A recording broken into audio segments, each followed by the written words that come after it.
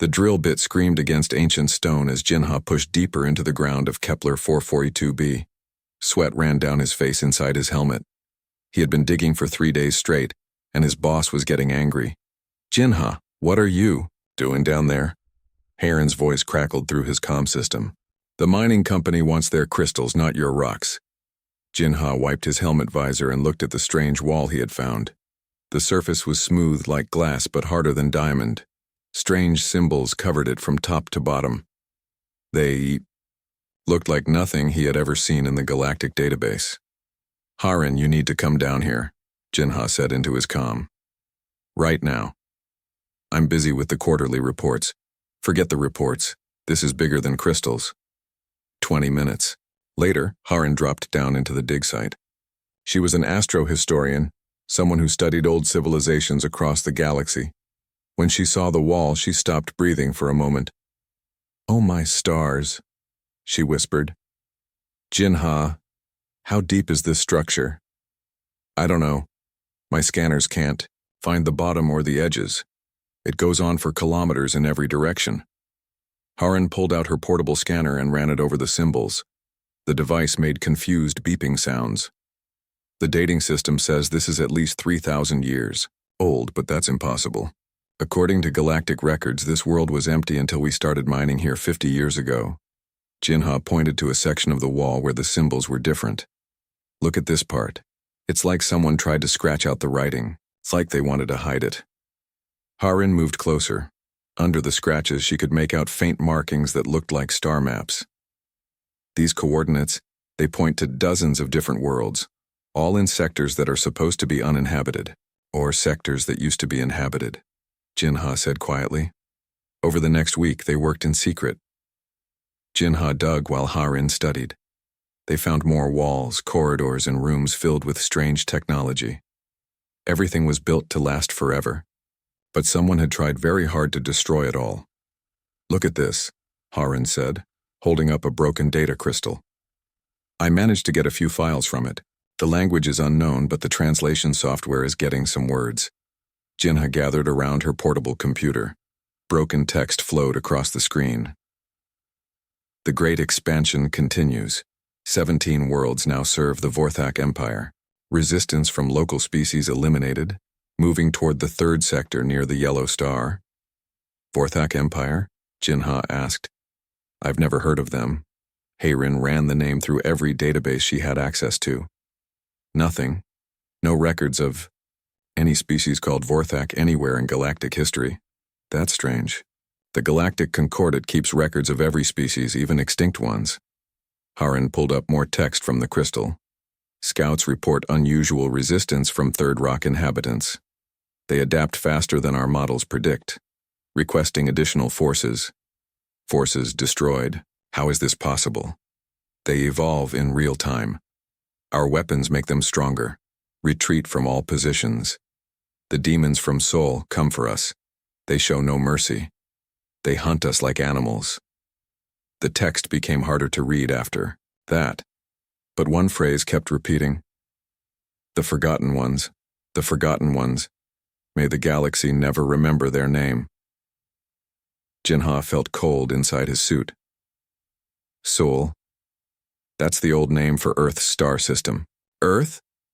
Haran looked confused. What's Earth? You don't know Earth? Jinha stared at her. The third planet from Sol? The origin world of... He stopped.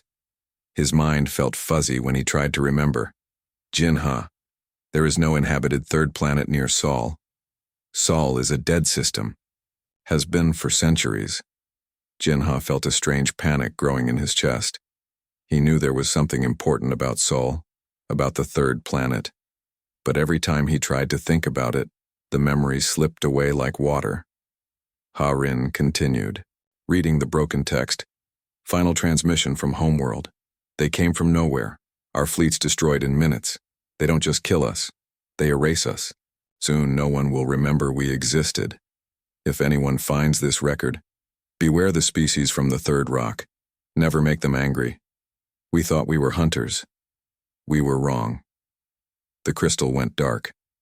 Haran tried to restart it, but It had finally died after 3,000 years.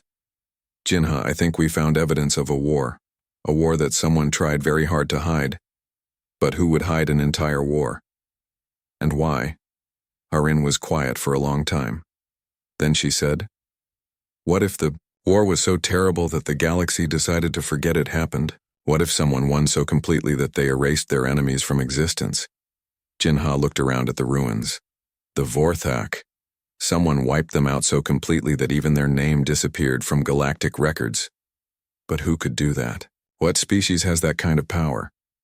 As if the ruins heard her question, the ancient lighting system suddenly flickered to life. For a moment, the walls glowed with soft blue light.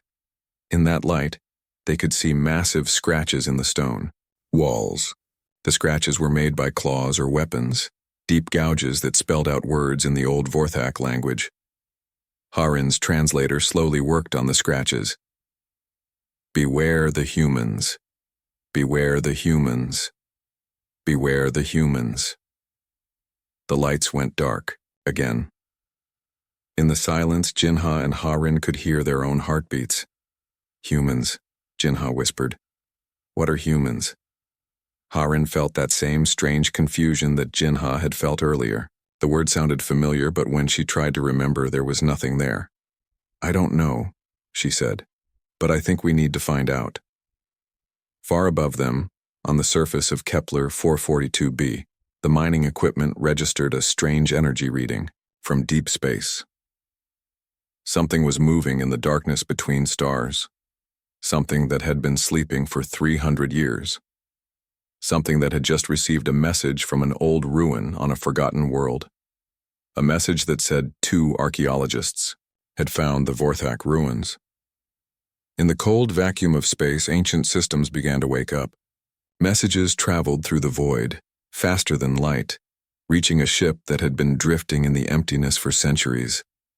On that ship, sleeping figures began to stir. The galaxy was about to remember why forgetting had been safer. And somewhere, in the ruins, Jinha and Harin continued to dig, not knowing that their discovery would soon wake something that the entire galaxy had tried very hard to forget. Quan's eyes opened in the darkness. For a moment he didn't know where he was. Then the cold metal of the cryopod pressed against his back, and memory flooded back like ice water in his veins. 300 years. He had been asleep for 300 years. The pod hissed open, and warm air rushed over his skin. Quan sat up slowly, his muscles weak from the long sleep. Around him, thousands of other cryopods stretched into the darkness. Most were still sealed, their occupants still sleeping. "Welcome back, Captain," said a soft voice.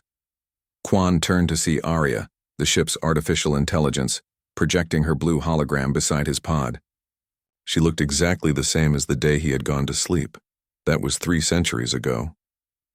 "Status report," Quan said, his voice rough from disuse. "All systems functional. The ship Retribution's Edge continues on course through the void sector. Population: 47,000 humans in cryosleep. Active crew: 1. Just me? You are the last scheduled to wake, Captain, unless we receive the emergency signal." Quan stood up carefully. His legs shook, but they held his weight. "What emergency signal?" "The one we just received 23 minutes ago." Arya's hologram shifted, showing a star map. A small red dot pulsed in the distance. "Archaeological transmission from Kepler 442b. Someone has found Vorthak ruins. Someone is asking questions about the war." Quan felt his blood turn cold. "Show me the transmission." The hologram changed to show 2 figures in mining suits standing in ancient ruins. Quan watched as they read broken text from old data crystals. He watched as they found the warnings carved into stone walls. "They found it," Quan whispered. "After all this time, someone found what was left of them. The transmission has been broadcast across several galactic networks. The questions are spreading." Quan walked to the ship's command center, his bare feet silent on the cold metal floor. Through the massive view windows, he could see the endless darkness of space. No stars, No planets. Just the empty void where they had been hiding for 300 years. Arya, show me the war files. All of them. The hologram filled with images that Quan had tried to forget. He watched the first contact between humans and the Vorthak Empire. He saw the Vorthak ships arrive at the human colonies, expecting easy conquest. They had not expected to find children who could breathe poison gas. The Vorthak Empire controlled 47 star systems, Arya explained as the images played. They had conquered over 60 different species. They had never lost a war. Quan watched the early battles. The Vorthak were larger than humans, stronger, faster. Their technology was centuries ahead. They should have won in days. But humans didn't fight like other species. Show me Colony 7, Quan said quietly. The hologram showed a human farming world. Green fields, small towns, children playing in schoolyards. Then the Vorthak ships arrived. They had planned to take slaves. Instead, they dropped bioweapons that were supposed to kill quickly and cleanly. The weapons killed the adults, but the children changed. The Vorthak bioweapons were designed to attack specific genetic markers, Arya continued. They worked perfectly on every species they had tested, but human children exposed to the weapons didn't die. Quan watched 12-year-old Sarah Chen walk through clouds of poison that should have killed her in seconds. She breathed it in like fresh air. Her eyes had turned silver, and when she touched the Vorthak soldiers who had killed her parents, their armor dissolved. The Vorthak called it impossible, Arya said. Humans don't just adapt to survive. They adapt to win. The images showed more battles. Human miners trapped in collapsed tunnels for months, emerging with bones harder than steel.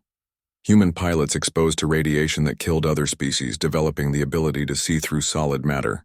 Every weapon they used against us made us stronger, Quan said. Every challenge they threw at us, we evolved to overcome. The war lasted 18 months, Arya said. By the end, humans weren't just fighting the Vorthak. They were hunting them. Quan watched the final battles. Human soldiers moving through space without suits, their skin adapted to vacuum. Human children who could digest Vorthak metal and spit it back as liquid fire. Human scientists who had learned to think faster than Vorthak computers.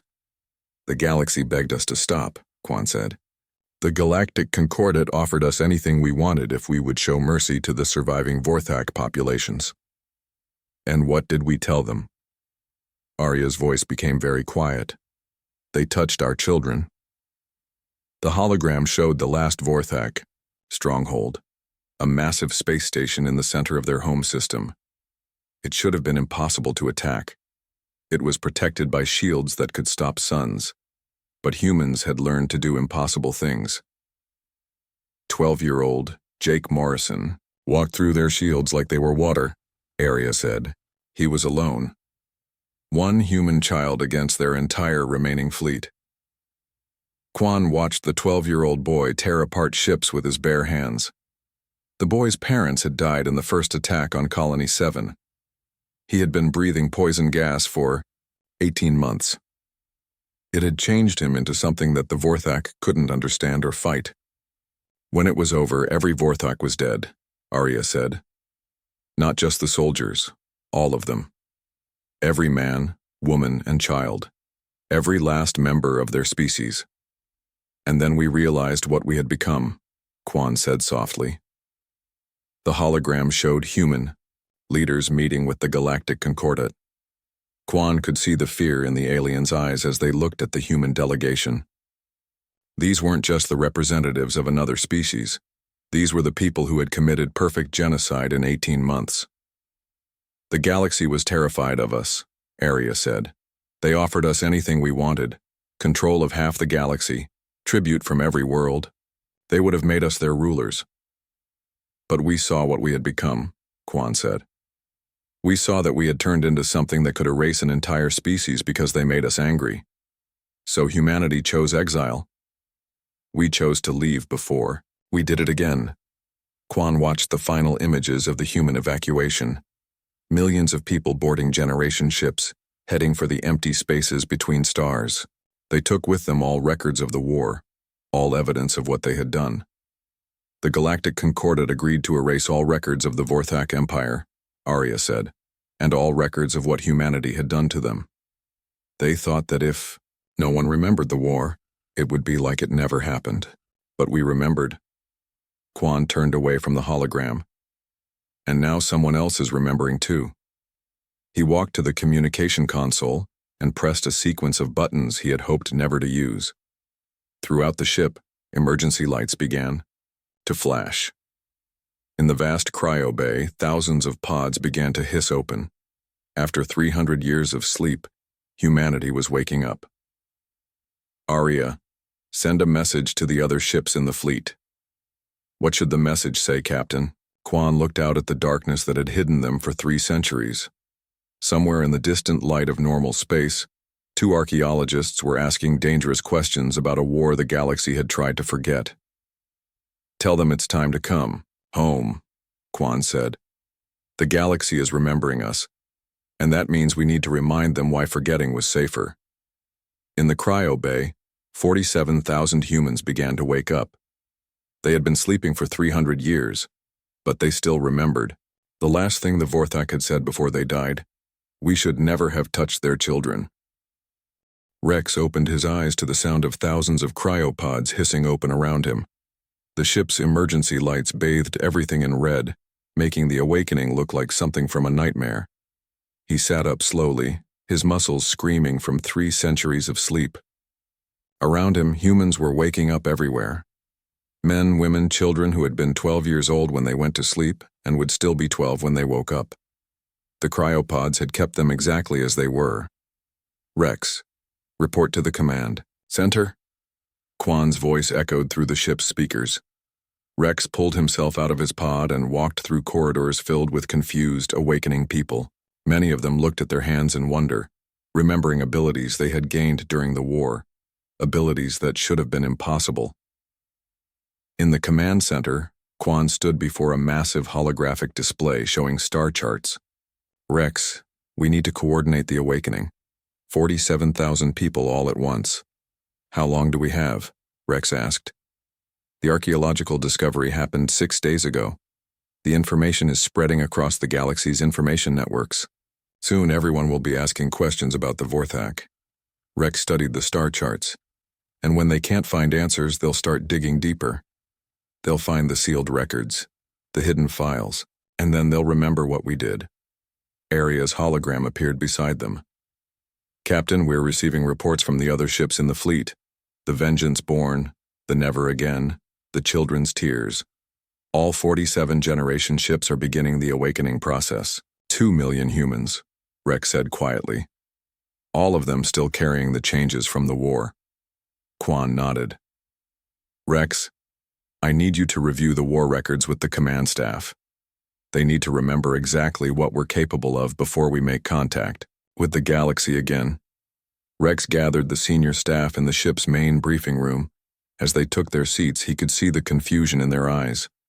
300 years was a long time to sleep. Computer, begin playback of human Vorthak war records, full detail, Rex said. The room filled with images from humanity's darkest period. The Vorthak Empire first contacted humanity on March 15, 2547, Rex began. They sent a standard conquest message to Earth's government, surrender or be destroyed. The hologram showed Earth's response, a simple message that said, come and try. The Vorthak thought we were just another primitive species.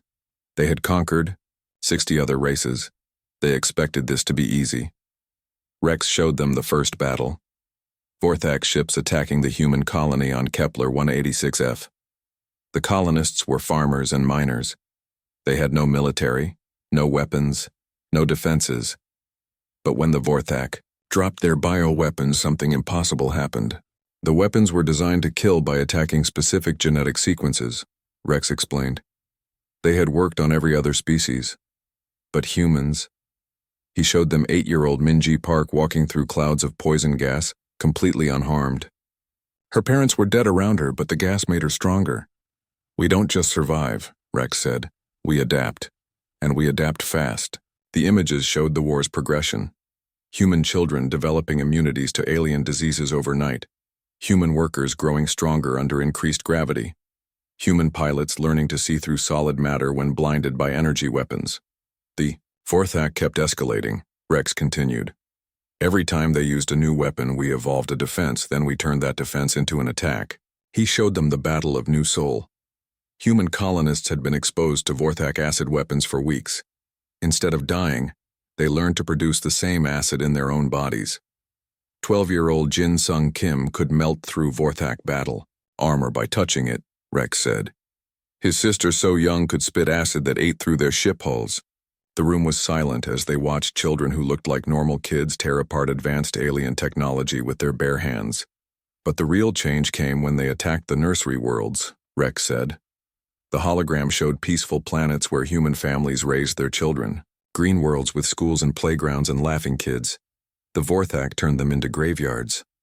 They killed our children, Rex said simply. That's when we stopped trying to defend and started trying to destroy. The images that followed were hard to watch. Human parents who had watched their children die became something that the galaxy had never seen before. They didn't just want to win the war, they wanted to make sure it could never happen again. We started hunting them, Rex said. Not just their soldiers, all of them. He showed them human strike teams attacking Vorthak civilian worlds. But these weren't random massacres. They were surgical, precise operations designed to find every single member of the species. We learned their biology better than they knew it themselves, Rex said. We learned their technology, their culture, their language. We became experts on everything Vorthak. The hologram showed human scientists working in laboratories, developing weapons specifically designed to target Vorthak genetics.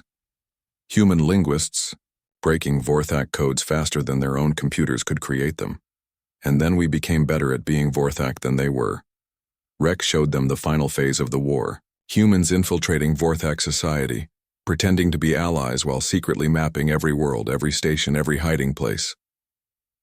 The Galactic Concordat begged us to stop, Rex said. They offered us anything we wanted if we would show mercy. What did we tell them? Asked Commander Park. We told them that mercy was for species that didn't kill children. The final images showed the systematic destruction of the Vorthak Empire, not just their military, not just their leaders, every single world, every space station, every ship. The humans had become so good at finding Vorthak that they found ones the Vorthak themselves had forgotten about. In the end, we didn't just win the war, Rex said. We erased them completely, as if they had never existed. The room was quiet for a long time. And then we realized what we had become, Commander Kim said softly. Rex nodded. We had become something that could commit perfect genocide in 18 months, something that could erase an entire species from existence because they made us angry. So we left. We chose exile rather than risk becoming that thing again. Rex turned off the hologram. But now the galaxy is remembering. Someone found the ruins. Someone is asking questions. And that means our exile is over. Commander Park raised her hand. Rex, what if the galaxy tries to stop us from returning? Rex smiled, but there was no warmth in it. Commander, we spent 300 years in the void. Do you think we just slept the whole time? What do you mean? We evolved. We're not the same humans who left the galaxy 3 centuries ago. We're something new. Something that makes our war against the Vorthak look like children playing games. Through the ship's windows, they could see lights beginning to appear in the distance. The other generation ships were changing course, heading back toward galactic space. The galaxy is about to relearn why they were so eager to help us disappear, Rex said, and why forgetting us was the smartest thing they ever did. In the cryobays, children who had been sleeping for 300 years opened their eyes. They still remembered the taste of Vorthak blood, and they were still angry about their dead parents. The fire that had burned out an entire species had never really died. It had just been sleeping. Now it was time to wake up. Jake Morrison stood in the center of the command deck, looking at reports from across the galaxy. He was no longer the 12-year-old boy who had walked through Vorthak shields. 300 years of leadership had changed him, but his eyes still held the same cold fire. "Tell me about the archaeologist," Jake said to Arya. The AI's hologram showed images of Jinha and Harin working in the Vorthak ruins. Jinha Park, age 27, archaeological specialist. Harin Lee, age 31, astrohistorian. They have been broadcasting their findings across 17 different galactic networks. How many people know about the ruins now? Conservative estimate: 47 million beings across 12 species have seen the reports. The number grows every hour. Jake nodded slowly. He had expected this day would come eventually. The galaxy was too curious to leave ancient mysteries alone forever. "Area, begin Operation Recall." "Are you certain, Jake? Once we begin, there will be no going back. The decision has been made for us. The galaxy is remembering whether we want it to or not. Better they remember on our terms." Arya's hologram flickered. "Operation Recall authorized. All fleet commanders, prepare for return to galactic space." Across the void, 47 generation ships began to change course. Engines that had been silent for centuries roared to life. The human fleet turned toward the distant lights of civilization. But Jake Morrison had one stop to make first. On Kepler 442b, Jinha was deep underground when the impossible happened. The entire research station shook like it was in an earthquake. But there were no earthquakes on mining worlds with stable cores. "Harin," Jinha called through his comm. "What's happening up there?" I don't know." Harin's voice came back, filled with confusion. "The ground is moving. No, wait, we're moving. The whole station is moving." Jinha ran up from the dig site to find Harin staring out the main window. Outside, the landscape was sliding past them like they were on a giant elevator. "That's impossible," Jinha whispered. "The research station weighs 3 million tons. Nothing can lift that." But something was lifting it. Smoothly, silently, without any visible means of support. The entire facility rose into the sky, leaving behind massive trenches in the ground where it had been anchored. "Harin, look up," Jinha said, pointing through the transparent roof. Above them, something blocked out the stars. It was enormous, bigger than the research station, bigger than anything either of them had ever seen. And it was completely silent. "What is that?" Harin whispered. As if it heard her question, lights began to appear on the massive shape above them. Not harsh white lights like ships used, but soft blue lights that somehow felt familiar. Then a voice spoke through the station's communication system. The voice was calm, gentle, but there was something underneath it that made both archaeologists step backward. "Jinha Park. Harin Lee. You have been asking questions about the Vorthak." Who are you?" Harin managed to say. "We are the ones the Vorthak warned you about. We are the species your galaxy chose to forget." Jinha felt that strange confusion again, like his mind was trying to remember something important. You're humans, aren't you?" "Yes, Jinha. We are humans. And you have been very thorough in your research." The research station settled gently onto what felt like a solid floor, though they were obviously inside the strange ship. Through the windows, they could see corridors and rooms larger than most space stations. "I am Jake Morrison," the voice continued. "I was there when the Vorthak died. I helped make sure they could never hurt children again." Harin found her courage. "The galaxy has no records of humans, no records of the war. Why? Because the galaxy asked us to disappear. They were afraid of what we had become, and they were right to be afraid." "But you're back now," Jinha said. "We never really left. We've been watching, waiting, making sure the galaxy stayed safe." Jake Morrison materialized as a hologram in their research station. He looked like a normal, human man, but his eyes held depth that spoke of centuries of experience. "For 300 years we've been the galaxy's guardians," Jake said. "When pirates threatened trade routes, they mysteriously disappeared. When aggressive species started expanding too fast, they found themselves contained. When diseases threatened to wipe out entire worlds. Cures appeared overnight. Harin stared at him. You've been protecting the galaxy all this time? Someone had to. We learned during the war that we have a choice. We can be destroyers or we can be protectors. We chose protection. But why reveal yourselves now? Jinha asked. Jake's hologram smiled, but it wasn't entirely pleasant.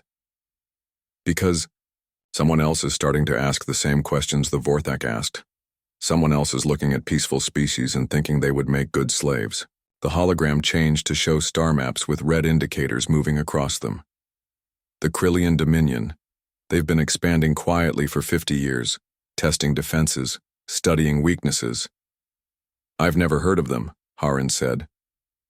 Most people haven't. They're very good at staying hidden while they prepare, just like the Vorthak were. Jinha felt cold. Are they going to attack?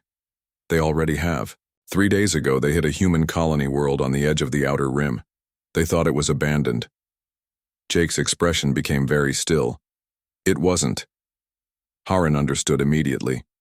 They hurt human children. 17 children died in the first attack. The Krillians thought they were just killing some forgotten colonists. Jake turned to look directly at Jinha and Harin. They made the same mistake the Vorthak made. They made humans angry. Through the windows of their research station, Jinha and Harin could see the inside of the human ship. Corridors filled with people who moved with deadly purpose. Children who looked 12 years old but whose eyes held the wisdom and fury of centuries. What happens now? Harin asked quietly. Now the galaxy remembers why we left, Jake said. And they remember why they were so helpful in erasing the records of what we can do. Are you going to war with the Krillians? Jake Morrison's hologram flickered, and for just a moment, Jinha and Harin saw something that made their blood freeze. They saw the 12-year-old boy who had torn apart an entire space station with his bare hands. They saw the child who had breathed poison gas for 18 months and turned it into a weapon. War? Jake said softly. No, Jinha. War is what the Krillians think they're starting. What we're going to do to them isn't war. Then what is it? It's what we do to species that hurt human children. We make sure they can't do it again, ever. The human ship began to move, carrying the research station deeper into its massive interior. Through the walls, Jinha and Harin could hear sounds they couldn't identify, machinery starting up, voices calling to each other in languages that sounded almost familiar. You're going to erase them, Harin whispered, like you did to the Vorthak. Jake's hologram nodded slowly. The Krillians have 47 star systems, 8 billion individuals. They think they're the strongest species in their sector. And you're going to prove them wrong. We're going to make sure that when this is over, no one in the galaxy will ever think about hurting children again, because they'll remember what happened to the last 2 species that tried.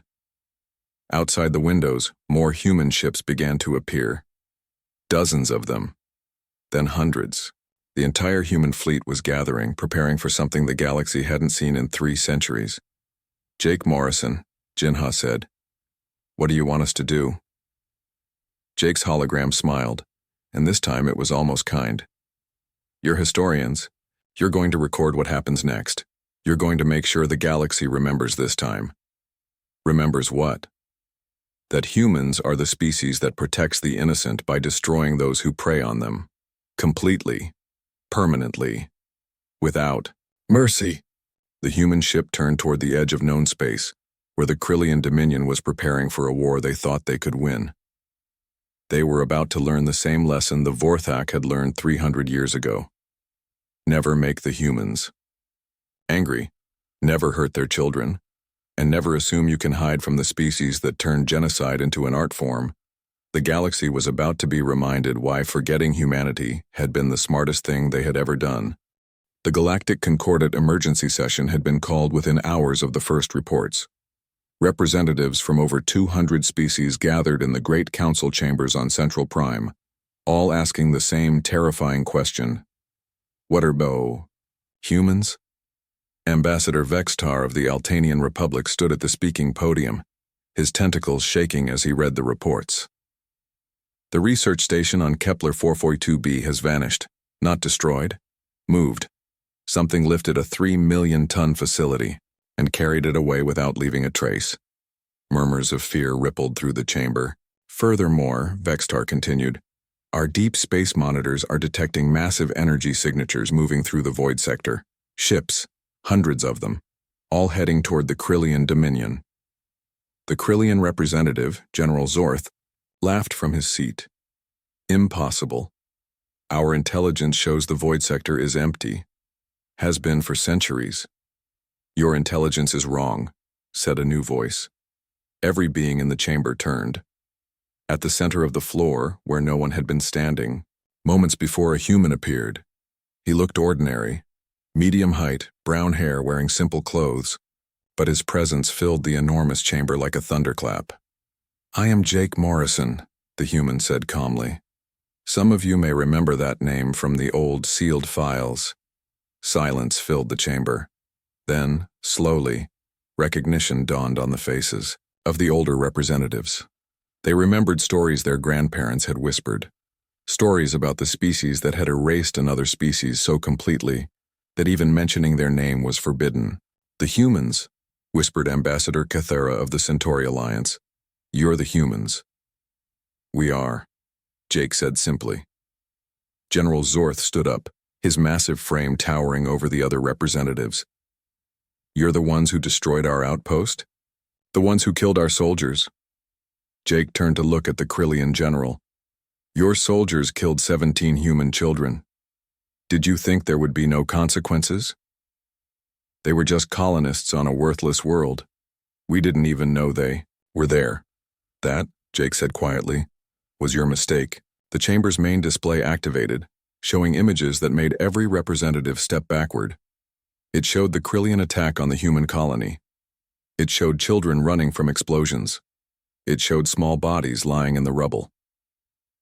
These children, Jake said, his voice never rising above a conversational tone, were playing in their school when your ships arrived. Their names were Sujin, Minho, Dayun, Jaewon, and 13 others. They were between 6 and 12 years old. General, Zorth shifted uncomfortably. Casualties happen in war. We didn't specifically target. You targeted our children. Jake's words cut through the general's excuse like a blade. The temperature in the chamber seemed to drop. You see, Jake continued, addressing the entire assembly. 300 years ago we learned something about ourselves. We learned that when someone hurts our children, we become something that the galaxy has never seen before. The display changed to show images from the Vorthak War. The representatives watched in horror as human children adapted to impossible weapons, as human parents became something beyond rage, as an entire species was systematically erased from existence. The Vorthak Empire controlled 47 star systems, Jake said. They had never lost a war in their history. It took us 18 months to make sure they could never hurt children again. But the Vorthak records were sealed, stammered Ambassador Vextar. The war was classified beyond our clearance levels. Because you asked us to disappear, Jake said. You were terrified of what we had become, and you were right to be terrified. General Zorth pulled out his sidearm. I don't care what you did centuries ago. You're just one human. I could kill you right here. Jake smiled. It was not a pleasant expression. General, do you see that wall behind you? General Zorth turned to look. The massive chamber wall, built from materials that could withstand Star Destroyer weapons, had a hole in it. A perfectly round hole that went through 3 feet of reinforced metal like it was paper. My daughter Suman did that, Jake said. She's 8 years old. She was one of the children playing on the colony world when your ships attacked. General Zorth's weapon shook in his hands. She's standing right behind you, General. General Zorth spun around. There was nothing there. No, Jake said softly. She's behind you now. The general turned again. Still nothing. General, Jake said, and his voice carried absolute certainty. She's everywhere. They all are. The lights in the chamber began to flicker. In the brief moments of darkness, shapes moved. Child-sized shadows that darted between the seats too, fast to follow, too quick to catch. You see, Jake continued as if nothing was happening. We spent 300 years in the void. We didn't just sleep. We evolved. We became something that makes our war against the Vorthak look like children playing games. Ambassador Cathara found her voice. What? What do you want from us? Nothing, Jake said. We're not here to conquer or rule. We're here to clean up a mess. The display changed again, showing real-time images from across Krillian space. Human ships appeared near Krillian worlds, moving with impossible speed and precision. But these weren't attacks. They were something else entirely.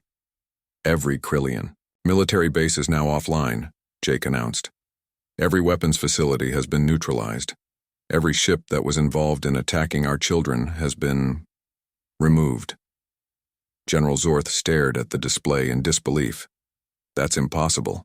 We have defenses, shields, weapons that can destroy planets. We know, Jake said. We studied them while you were building them. We've been watching all of you for 3 centuries. The truth was sinking in for the assembled representatives. The humans hadn't just returned. They had never really left. They had been watching, protecting, preparing. The civilian populations will be unharmed, Jake continued. But the Krillian military is finished. Everyone who participated in the attack on our children, they're gone. Gone where? Whispered Ambassador Vextar. Jake's expression became very still. Nowhere. They simply aren't anymore. The implications hit the chamber like a physical blow. An entire military force, millions of soldiers erased as completely as if they had never existed. This is what happens when you make humans angry, Jake said. This is what happens when you hurt our children. We don't just kill our enemies. We erase them so completely that future generations will wonder if they were ever real. General Zorth collapsed into his seat, finally understanding what his species had done. But, Jake said, and his voice became almost gentle, we're not just destroyers. We're also protectors. The display showed images from across the galaxy. Human ships appearing to stop disasters. Human technology solving problems. Human children playing with alien children on worlds where peace had been maintained for centuries. For 300 years we've been your guardians, Jake said. When pirates threatened your trade routes, we eliminated them. When diseases spread, we provided cures. When aggressive species got too ambitious, we contained them. You've been protecting us, Ambassador Cathara said in wonder. Someone had to. The galaxy is full of children. All species have children. And we learned long ago that children should be protected no matter what species they belong to. Jake turned to address the entire assembly. The Krillian Dominion no longer exists as a military threat. Their civilian populations are free to form peaceful governments. The same choice we gave the galaxy 300 years ago. And if we refuse? General Zorth asked weakly. Jake's smile returned. General, there is no if. There is only peace or the alternative. And the alternative is what happened to the Vorthak. What happened to your military. What happens to any species that thinks children are acceptable targets. The chamber was silent for a long moment. What do you want from us now? Ambassador Vextar finally asked. Continue as you were, Jake said.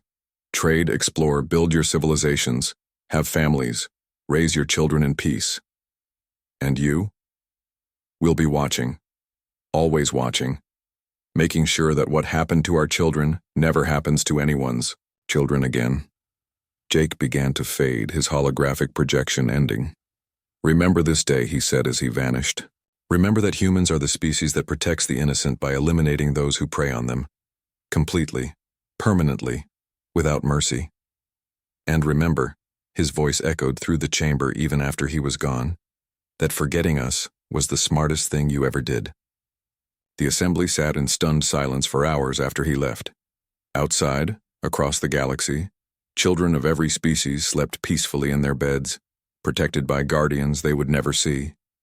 Guardians who had learned that the greatest strength wasn't the power to destroy, but the wisdom to know when destruction was necessary. In the darkness between stars, human ships returned to their vigil. They would watch. They would wait. and they would ensure that the galaxy remained a place where children could play without fear. Because humans had learned the most important lesson of all. True strength was not in being feared, but in making. Sure that no one else had reason to be afraid, except for those who hurt children. They had every reason to be afraid.